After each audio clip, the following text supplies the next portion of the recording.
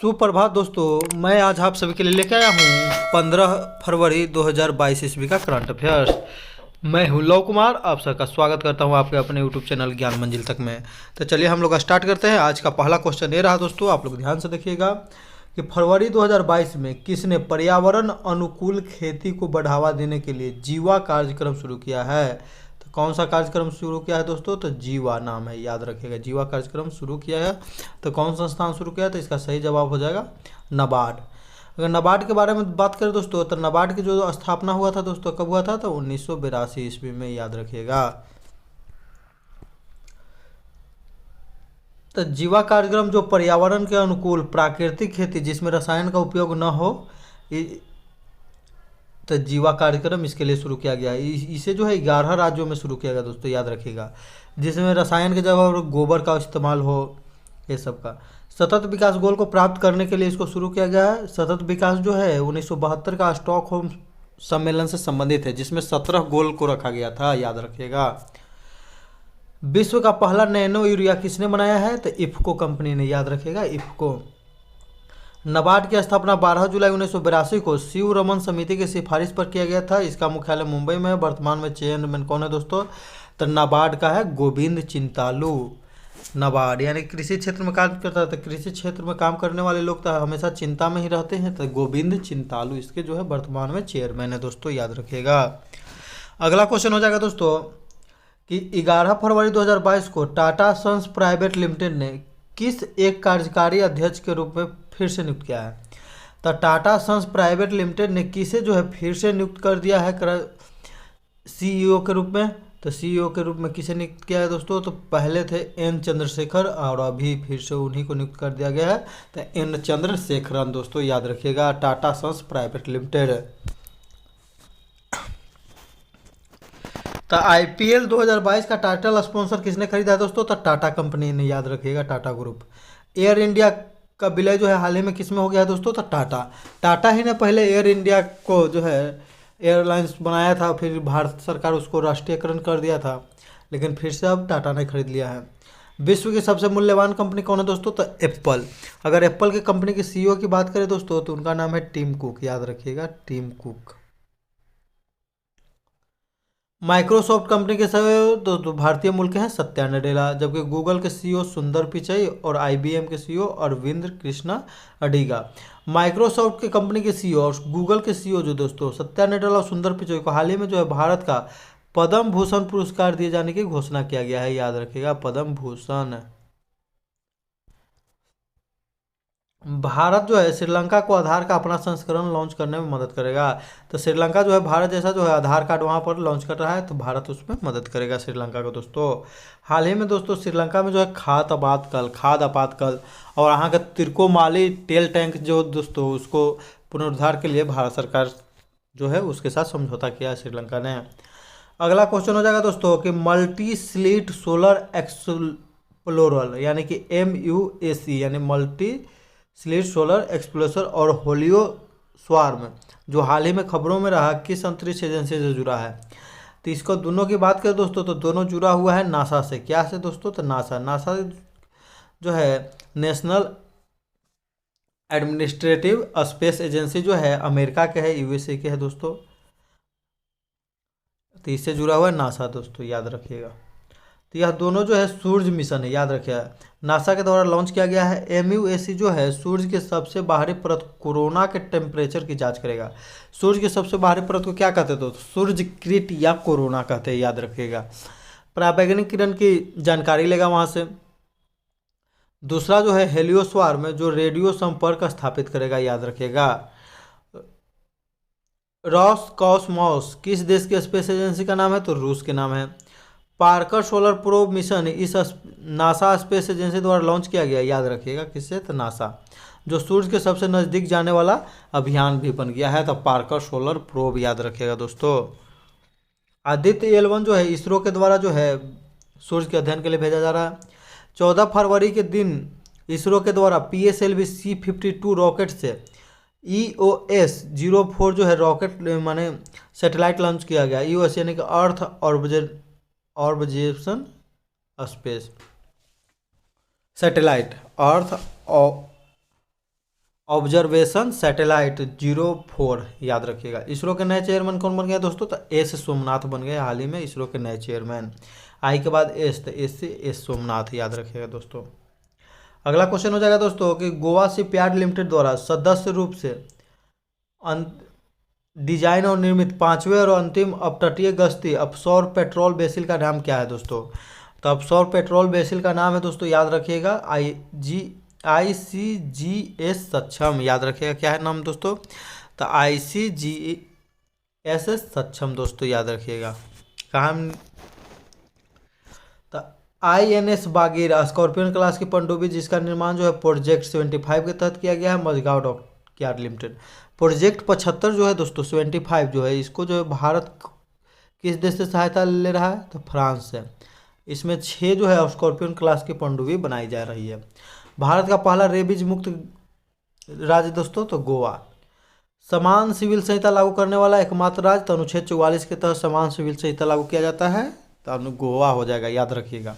अनुच्छेद 44 जो है नीति निर्देशक तत्व में आता है, तो किसी राज्य का जो मन करेगा तब वह लागू करेगा, ना तो नहीं करेगा। इसके विरुद्ध हम लोग कोर्ट में नहीं जा सकते हैं।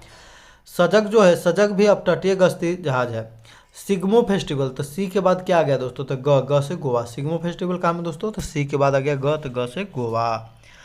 अगला क्वेश्चन हो जाएगा दोस्तों कि प्रतिवर्ष विश्व रेडियो दिवस कब मनाया जाता है? तो प्रतिवर्ष विश्व रेडियो दिवस की बात करें दोस्तों तो उसे मनाते हैं हम कब? तो 13 फरवरी को, याद करिएगा रेडियो दिवस 13 फरवरी।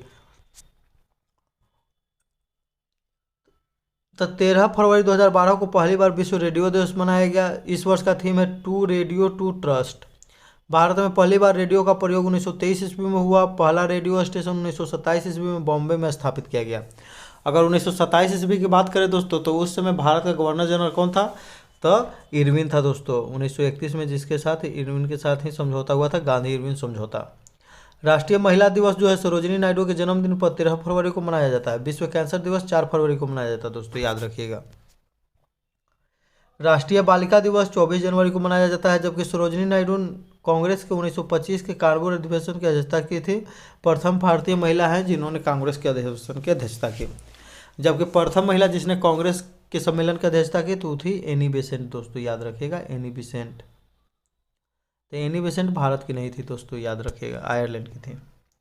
अगला क्वेश्चन हो जाएगा दोस्तों कि 11 फरवरी 2022 को किस संस्था ने कम्युनिटी इनोवेटर फेलोशिप का शुभारंभ किया है? तो किसका शुभारंभ किया दोस्तों? तो हम लोग देख लेंगे कम्युनिटी इनोवेटर फेलोशिप CIF का शुरुआत किया है। तो किस संस्था ने शुरू किया है दोस्तों? तो उपयुक्त सभी हो जाएगा इसमें चारों, यानी कि तीनों। संयुक्त राष्ट्र विकास कार्यक्रम यानी कि UNDP, अटल नवाचार मिशन और नीति आयोग, तीनों मिलकर शुरू किया है, याद रखिएगा कम्युनिटी इनोवेटर फेलोशिप है। इसकी जो शुरुआत होगी 11 फरवरी को होगी। विज्ञान में महिलाओं और बालिकाओं को योगदान के लिए 11 फरवरी को मनाया जाता है। युवा समस्या को समाधान करना और सस्टेनेबल डेवलपमेंट गोल को ध्यान में रखकर इसका बढ़ावा दिया जाएगा। अटल नवाचार मिशन किसके द्वारा प्रारंभ किया गया है दोस्तों? तो नीति आयोग, याद रखिएगा नीति आयोग।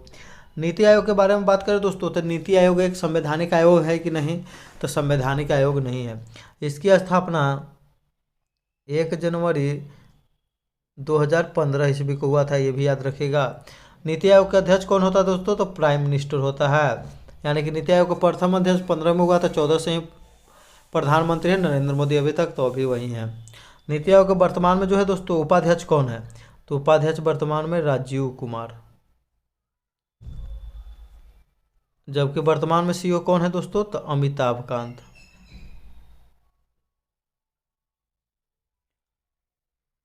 मानव विकास सूचकांक जो है UNDP के द्वारा जारी किया जाता है। भारत की रैंक इसमें कितना है दोस्तों? तो 131।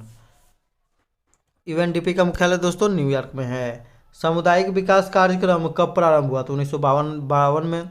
इसकी समीक्षा के लिए बलवंत राय मेहता समिति बनाया गया, जिसने सिफारिश किया था कि पंचायतों में त्रिस्तरीय पंचायती राज व्यवस्था लागू हो 1957 में। किन्हें जो दोस्तों युवा जलवायु चैंपियन 2021 पुरस्कार से सम्मानित किया गया है? तो प्राजक्ता कोहली, याद रखिएगा Prajakta Kohli.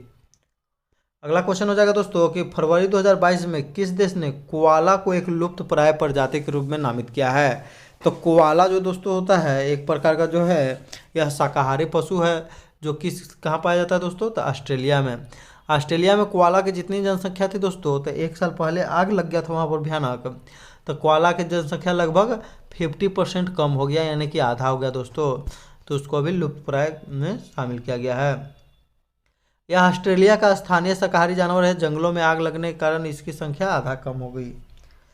Great barrier reef कहाँ में दोस्तों? तो ऑस्ट्रेलिया में, जो विश्व की सबसे बड़ी प्रवाल भित्ति है। ग्रेट डिवाइडिंग रेंज भी ऑस्ट्रेलिया में है। ग्रेट विक्टोरिया मरुस्थल भी ऑस्ट्रेलिया में है। ऑस्ट्रेलिया के घास के मैदान को क्या कहते हैं दोस्तों? तो ऑस्ट्रेलिया को कहते हैं डाउन्स, याद रखिएगा दोस्तों, डाउन्स। ऑस्ट्रेलिया के घास के मैदान को क्या कहते हैं? तो डाउन्स। कुल कालगुरली और कुलगाड़ी जो है सोने के खाने किस देश में है दोस्तों? तो ऑस्ट्रेलिया में, भी ध्यान रखिएगा। ऑस्ट्रेलिया ओपन 2022 के महिला एकल का खिताब एश्ले बार्टी ने, जबकि पुरुष एकल का खिताब राफेल नाडाल ने। एश्ले बार्टी का संबंध किस देश से दोस्तों? तो इसका भी संबंध है ऑस्ट्रेलिया से। जबकि राफेल नाडाल का संबंध कहाँ से दोस्तों? तो स्पेन से। 21 ग्रैंड स्लैम जीतने वाले प्रथम व्यक्ति बन गए हैं राफेल नाडाल दोस्तों, याद रखिएगा। अगला क्वेश्चन हो जाएगा दोस्तों कि किस शहर में भारत का पहला बुलेट ट्रेन स्टेशन बनेगा? तो भारत का पहला बुलेट ट्रेन स्टेशन बनेगा कहाँ दोस्तों? तो सूरत में, याद रखिएगा। 2024 तक बन जाएगा यहाँ पर, तो सूरत में, याद रखिएगा। बुलेट ट्रेन कहाँ से कहाँ तक चलेगा दोस्तों? तो मुंबई से अहमदाबाद, याद रखिएगा, मुंबई से अहमदाबाद। भारत में बुलेट ट्रेन के लिए परियोजना बनाने के लिए किस देश से सहायता ले रहा है? तो जापान दोस्तों, याद रखिए, जापान। मुंबई से अहमदाबाद स्पीड होगा बुलेट ट्रेन का 320 किलोमीटर प्रति घंटा। 1 लाख करोड़ रुपए खर्च आएंगे, जिसमें सहायता जापान करेगा। इसमें कुल 12 स्टेशन होंगे दोस्तों। कितना? तो 12। पहला कौन हो जाएगा? तो सूरत। 2024 तक यह प्रोजेक्ट पूरा होने की संभावना है। हाल ही में कहाँ पर ब्रह्मोस निर्माण केंद्र की इकाई खोली गई है? तो लखनऊ में। जियो पार्क दोस्तों लम्हेटा गांव जबलपुर मध्य प्रदेश में खोला गया है, तो जियो लम्हेटा। ग्राफीन नवाचार केंद्र केरल में दोस्तों, याद रखिएगा। ग्राफीन नवाचार केंद्र कहाँ में? तो केरल में। सिल्वर लाइन प्रोजेक्ट दोस्तों कसारगोड से Thiruvananthapuram semi high speed rail corridor, ये भी केरल में है। भारत राष्ट्रीय नारियल अनुसंधान केंद्र कहाँ स्थित है? तो कासरगोड, याद रखिएगा, वहीं से तिरुवनंतपुरम। अगला क्वेश्चन हो जाएगा दोस्तों कि 10 फरवरी 2022 को जारी लोकतंत्र सूचकांक 2022 में भारत की रैंक कौन सी है दोस्तों? तो इसमें भारत की रैंक की बात करें दोस्तों, तो इसमें हो जाएगा 46 रैंक, याद रखिएगा। किसमें? तो लोकतंत्र यानी कि डेमोक्रेसी सूचकांक में, लोकतंत्र में भारत की रैंक 46 है। तो लोकतंत्र जो है सूचकांक कौन जारी करता है? तो इकोनॉमिक्स इंटेलिजेंट, यानी कि डेमोक्रेटिक में भारत की रैंक दोस्तों। तो डी से 4 है, डी 2 जोड़ दिए तो 646। भारत जो है दोषपूर्ण लोकतांत्रिक कैटेगरी के अंदर है, क्योंकि यहाँ की मीडिया जो है दोस्तों बिकी हुई है, लगता है सरकार के पक्ष में ही बोलती है। पहले स्थान पर नॉर्वे, अंतिम स्थान पर अफगानिस्तान, अफगान जलेबी दोस्तों 167। वहाँ पर जो है अभी तालिबानियों का अधिकार है। दाहला सहतूत और सलमा बांध किस देश में है? तो अफगानिस्तान में है। विश्व भूखमरी सूचकांक में भारत की रैंक तो 101। विश्व का सबसे पुराना लोकतांत्रिक देश अमेरिका, तो 101 रुपया का दान दे रहे हैं दोस्तों, याद रखिएगा। किसी को देना रहता है तो 101 रुपया देते हैं ना। मांग लीजिए किसी को भूख लगा है, 101 देंगे। डिजिटल कौशल तत्परता सूचकांक में भारत का स्थान पहला है, दूसरे पर ब्राजील। कुल 19 देश भाग लिए थे इसमें, याद रखिएगा दोस्तों। केंद्र सरकार ने कब तक कृषि क्षेत्र में डीजल को अक्षय ऊर्जा से बदलने का लक्ष्य रखा है? तो केंद्र सरकार ने जो दोस्तों कब तक रखा है दोस्तों? तो एकदम याद रखिएगा 2024 तक जो भी डीजल से चल रहा है उसे अक्षय ऊर्जा यानी कि नवीकरणीय ऊर्जा से लक्ष्य रखा है दोस्तों बदलने के लिए। तो भारत जो है ऊर्जा स्वतंत्र का लक्ष्य कब रखा है? 2047, जबकि शून्य कार्बन उत्पादन का लक्ष्य 2070। इन दोनों को पूरा करने के लिए भारत में जो है कुसुम योजना चला है। तो कुसुम योजना क्या है दोस्तों? तो ऊर्जा आधारित कृषि संयंत्र, याद रखिएगा। सौर ऊर्जा आधारित कृषि संयंत्र। भारत का पहला सौर ऊर्जा आधारित कृषि संयंत्र जो है भालोजी गांव जयपुर में स्थापित किया गया, याद रखिएगा दोस्तों, कुसुम योजना के तहत। टीबी हारेगा देश जीतेगा दोस्तों 2025 तक लक्ष्य रखा गया इसका। पिछला वीडियो में हम क्वेश्चन पूछे थे दोस्तों कि पटना हाईकोर्ट के जो है मुख्य चीफ जस्टिस कौन है दोस्तों? तो उसका सही आंसर है संजय करोल दोस्तों।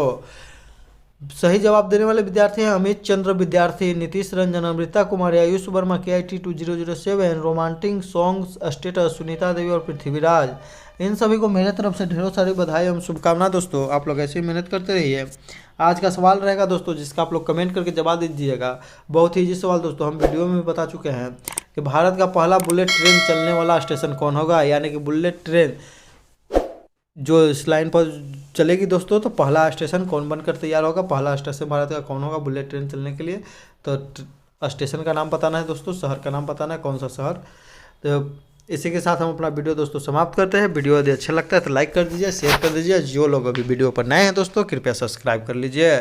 पूरा वीडियो देखने के लिए दोस्तों धन्यवाद। जय हिंद, जय भारत, वंदे मातरम दोस्तों।